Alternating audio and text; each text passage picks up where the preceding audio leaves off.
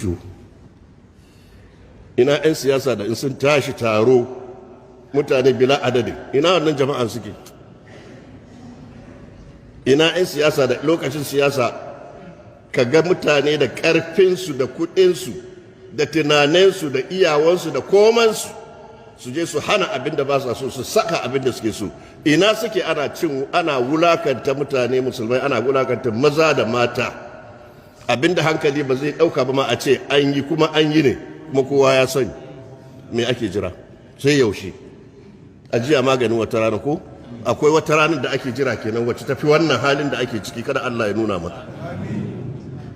An fahimta? To yanzu abinda za a yi shine kada ki rena da kanki, kada ka rena da kanka, kada ka ce aini ka sai na tuba, sai abinda ake so wajibi ka tuba din.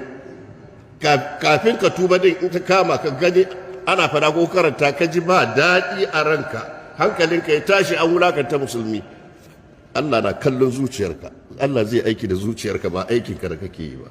Don wannan karuwan Allah bai kalli aikinta ba, me kalla? Zuciyarta ya kalla. Insha Allah aka yi wannan yayi, wannan ta yi, kowa yayi. Insha Allah ba za a bata lokaci ba, za ga Allah ya yi mana wannan hali da muke ci. Allah mun roke ka don girman zatinka da isanka da iyawanka, kai kadai zaka yaye mana wannan hali da ake ci. Allah ka yaye mana, Allah ka yaye mana, Allah ka kawo mana dauki daga gare ka ya Allah madaukakin sarki.